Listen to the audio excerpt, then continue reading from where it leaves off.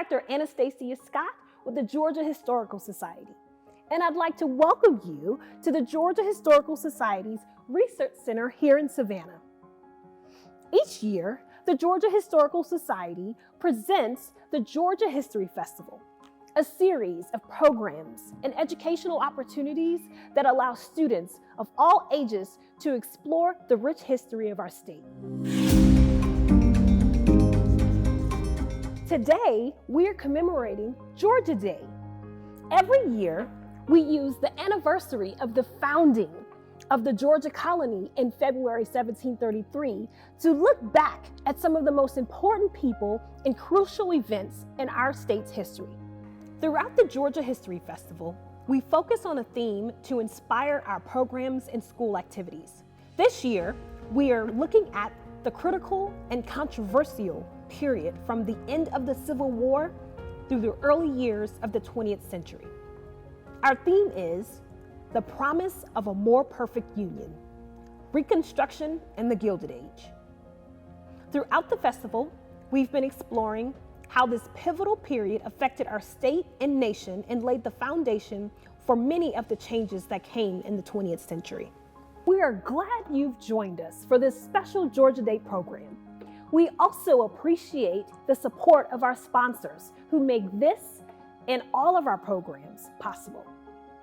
In particular, we would like to thank our lead sponsors, Aflac, Chick-fil-A, Delta Airlines, Georgia Power, Gulfstream, Georgia Ports, Jepson Associates, and UPS. We are grateful for the support of these and all of our Georgia History Festival sponsors.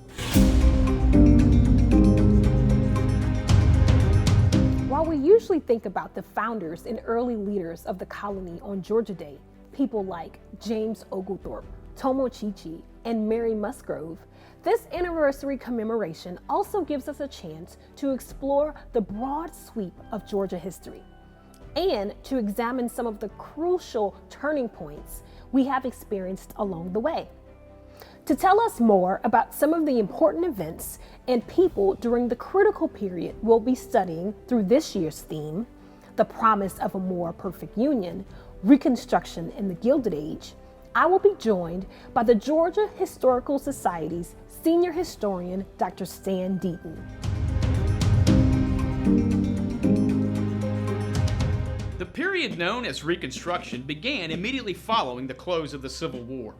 It was the effort to bring the states of the former Confederacy and 4 million newly freed people into the political, social, and economic life of the United States. The Civil War ended slavery, but it left open the question as to whether the freed men and women would be citizens of this country. Did ending slavery mean simply freeing those in bondage?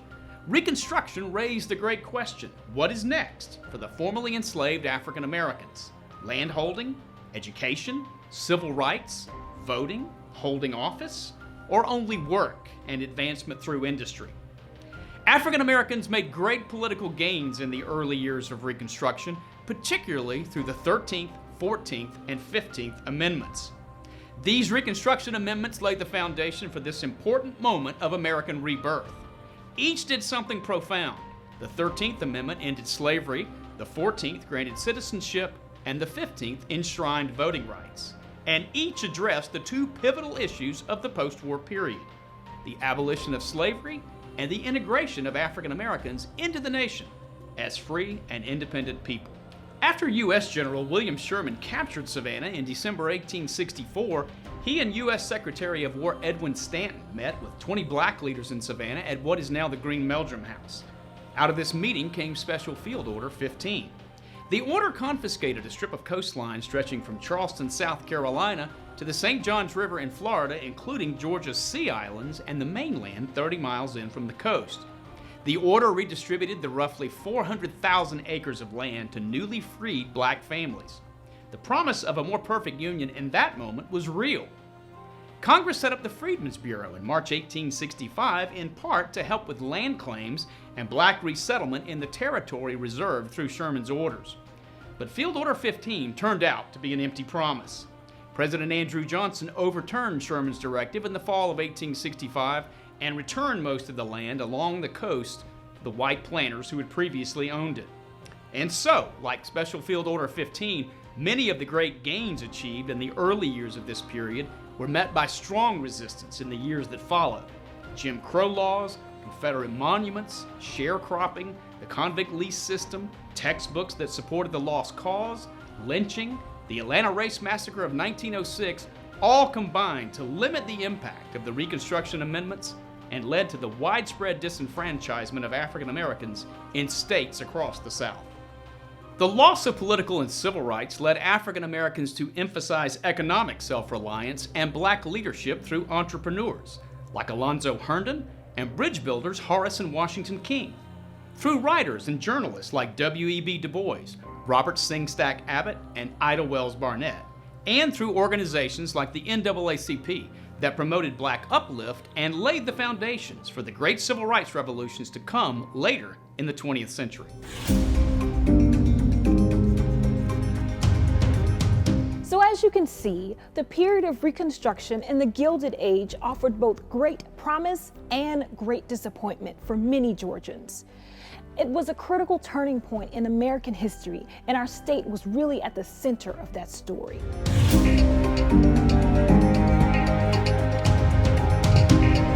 I want to thank our sponsors again for making the 2022 Georgia History Festival possible. We are particularly grateful to the AT&T Foundation for its support of this video. Hi, I'm Vanessa Harrison, President of AT&T Southeast Coastal States. On behalf of AT&T, I want to wish you a happy Georgia Day. AT&T has been bringing connectivity to Georgia communities for more than 140 years to help Georgians live, work, and succeed.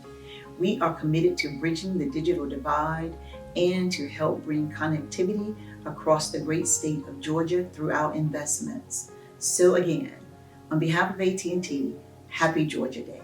We have also brought together some of our other friends to help us recognize this significant anniversary. Hi, I'm Dan Amos, Chairman and CEO of AFLAC. Our history is important to us and is one built on being there for others in their time of need. A lot like the motto of the original Georgia trustees, which is not for self, but for others.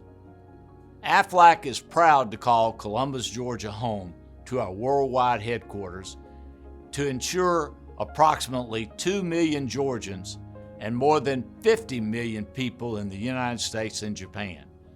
We are also proud to sponsor the AFLAC Cancer Center and Blood Disorders Center of Children's Healthcare of Atlanta, one of the top pediatric cancer centers in America. On behalf of myself and the entire AFLAC family, happy Georgia Day. At Chick-fil-A, we are proud of our Georgia heritage, and we believe we are all better together. So to all Georgians, we want to wish you a happy Georgia Day. Hi, I'm Nikki Clifton, President of Social Impact and the UPS Foundation. At UPS, we don't just deliver packages, we deliver good in the world. As a hometown, purpose-driven company, we're fostering a culture where equity, transparency, courage, authenticity, and a sense of belonging are the norm. Through the UPS Foundation, we deliver impact through our charitable giving focused on health and humanitarian relief, equity and economic empowerment, local community engagement through volunteerism, and planet protection for a more just world. That's part of what moving our world forward by delivering what matters means to us. Happy Georgia Day.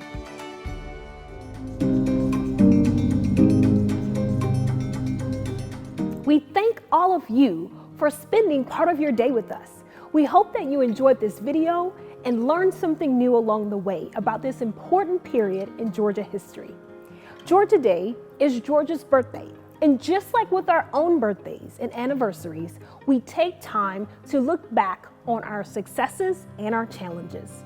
These moments offer us a time to reflect on all of our history as we lay the groundwork for a better and more promising future. We hope that you have a wonderful Georgia Day and that wherever you are, you strive to live by the motto of the original Georgia trustees, non sivi sed alis, not for self, but for others. We hope you all have a happy Georgia Day.